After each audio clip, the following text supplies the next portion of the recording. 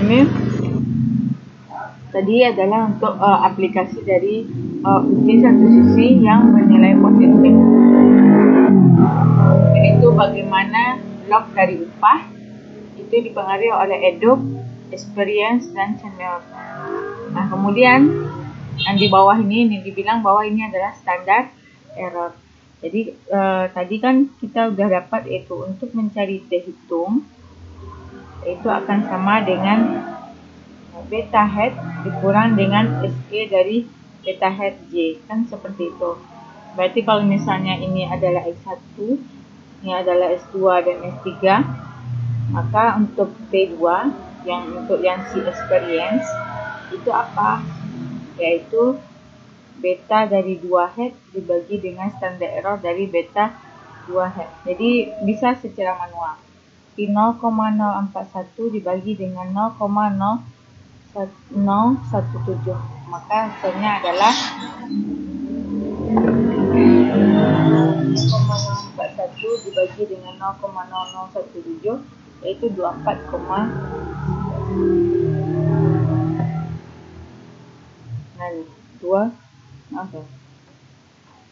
0,04 1 dibagi dengan 0,0017, yaitu 24 ya. Di sini 2,41. Maaf ya ibu yang salah ya, ini harusnya 0. Ini 0,0041 berarti nilainya adalah 2,411. Nah, terlihat di sini. Nah, ini T-nya adalah 2,41. Ini yang dikatakan dengan T hitung. T kritisnya apa? Ini dia. N dikurang dengan 1. Cari nanti degree of freedom 522. 3 ini peroleh dari apa? Jumlah variabel bebas. Kemudian ini udah memang dari rumusnya. Nah, kita mau menggunakan alfa berapa? Kalau alfa 5%, maka diperoleh nanti nilai critical value atau T hitung itu adalah 1,645. Kalau 1%, maka diperoleh 2,326. Jadi tadi, saudara pastikan di tabel itu ada alfa, kemudian ada alfa per 2. Karena kita melihat adalah uji satu sisi, yang lihat adalah alfa saja, bukan alfa per 2. Jadi kan tadi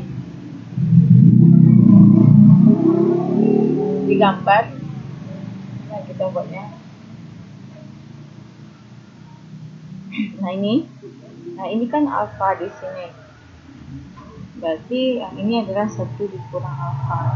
Makanya kalau yang ini, sedangkan yang uji dua sisi, ini adalah alfa per 2. Karena di sini sudah ada dibagi 2, berarti di sini adalah alfa per 2. Jadi untuk melihat T hitungnya nanti di T tabelnya itu agak berbeda.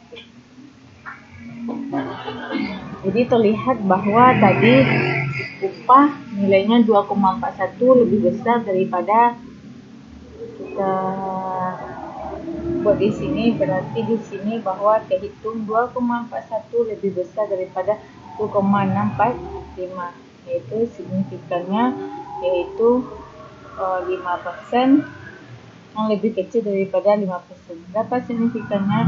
Yaitu 1,645 lebih kecil daripada ini atau 1,645 lebih kecil daripada 0,05. Kalau lebih kecil berarti tadi adalah H0 itu ditolak atau H1 di T5. Ini H1 atau H berapa? Jadi kan menggunakan variabel kedua, berarti H2 di sini. H2 di T5. Tapi kalau dalam bahasa ini ya, kita tidak boleh menggunakan kata-kata diterima, tapi H2 tidak ditolak. Jadi sama aja ya. H2 tidak ditolak. Berarti apa tadi H2 tidak ditolak? Berarti terdapat pengaruh signifikan yang negatif atau positif. Nah, kita cek di sini. Dia adalah positifnya, tandanya sudah jadi sama. Kan ini besar dari 0 nih teorinya. Jadi yang positif terhadap pengaruh positif dari experience terhadap log path. Harus ada kata-kata positifnya di sini. Baik itu untuk signifikan 5% maupun di signifikan 1%. Seperti itu.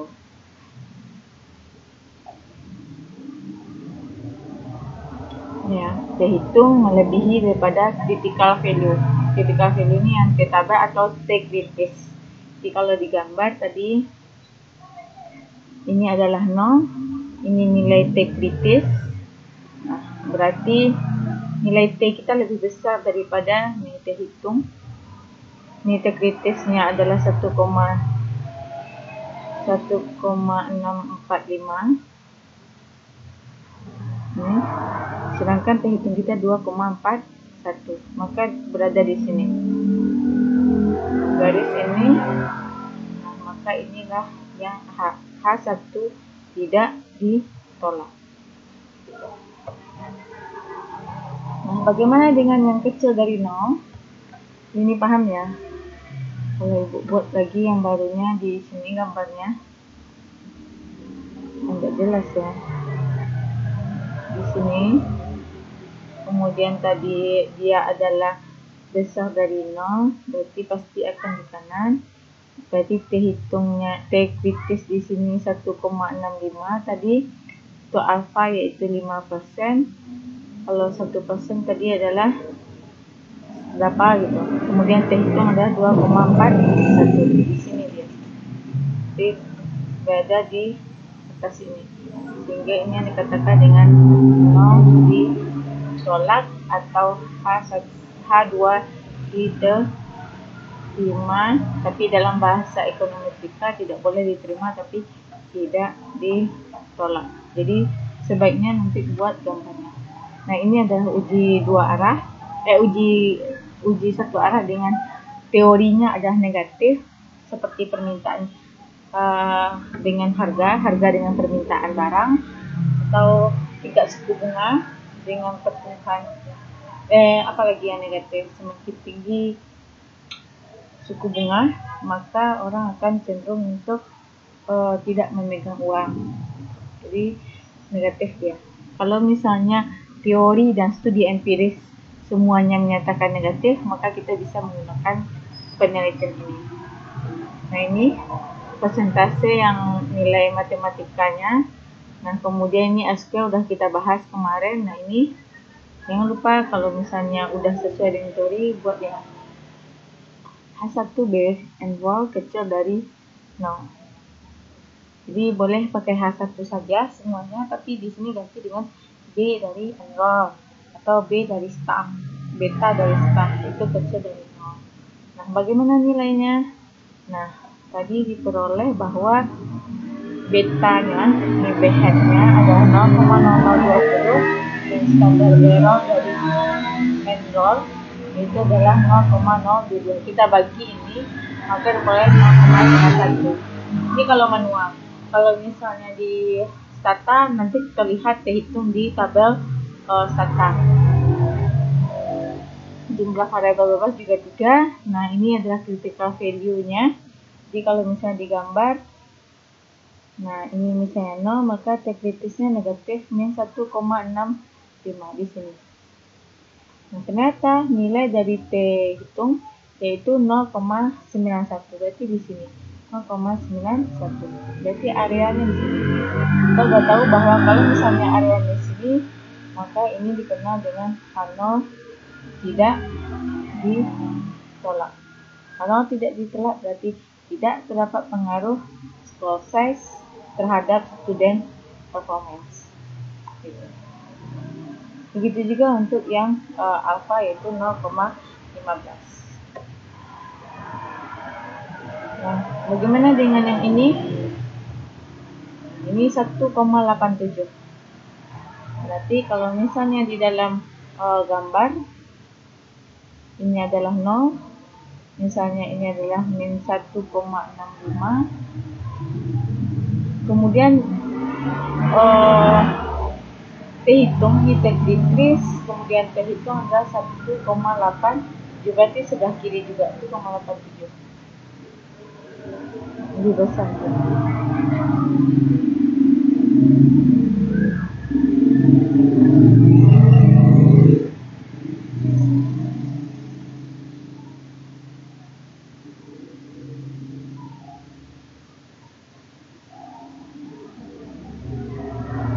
Maka harusnya di sini adalah hipotesis there is no.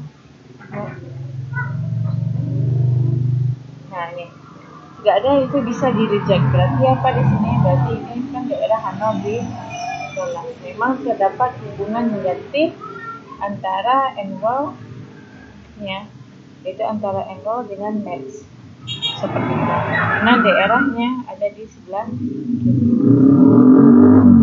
Nah, uji dua sisi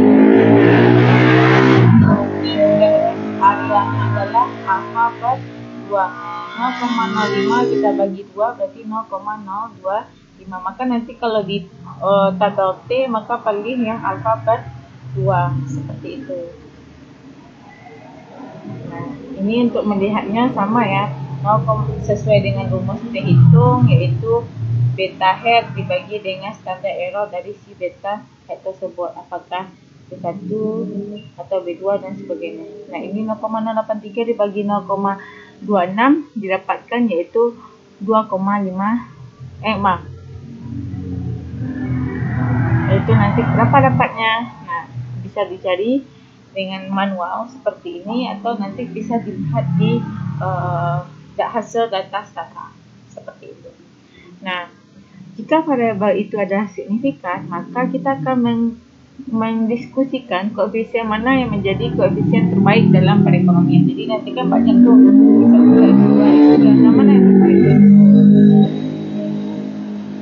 Nah, faktanya bahwa koefisien yang secara statistik itu signifikan, jadi tidak dibutuhkan dalam ekonomika. Jika variabel itu tidak penting, maka akan menjadi tanda yang salah. Maka misalnya dia pentingnya misalnya pengaruh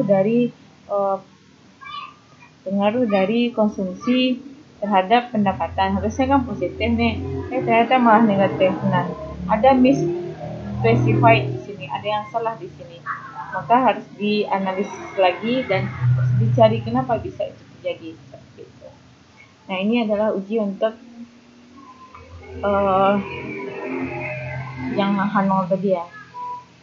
Kemudian p-value ratio ini kenapa bisa dapat 0,95, jadi kan dari derajat kepercayaan kan 100%, kurang misalnya 5%, berarti kan 95% atau 0,9.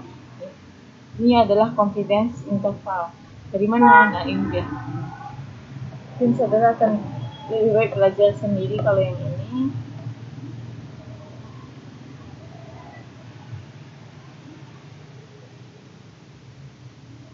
Nah, kemudian yaitu kalau misalnya menguji dengan linear combination parameter, ada kombinasi dari yang parameternya linear ini. Jadi B1 B2 nya harus dikurang terlebih dahulu, maka seperti ini dia. Nah, ini uji F hitung yang aku bilang tadi. Ini harusnya sama dengan 0, B4 sama dengan 0 ya. Jadi kalau F hitung maka ini rumusnya. Rumusnya sebenarnya bisa cari sendiri atau ya rumusnya kalau secara manual. Kemudian bandingkan nanti 9,55 dengan 3,78, berarti dia lebih besar. Makanya dia H0-nya akan ditolak. Ini adalah teori contoh aplikasinya. Kalau untuk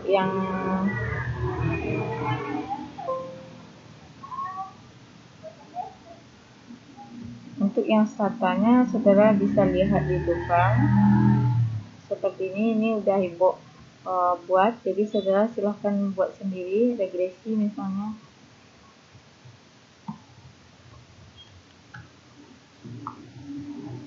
Ini regresi misalnya sesuai soal ya, yang chapter contoh 52. Nah, mana uji T? Uji T itu, nah ini dia, dihitung. Ini adalah p-value-nya, sudah bisa baca sendiri. Ini juga, ini adalah terhitung. Kemudian ini adalah nilai p-value-nya. Ambil nanti confidence intervalnya berapa gitu. Mungkin itu dari Ibu, nanti baru untuk manajemen data untuk kirim kontennya.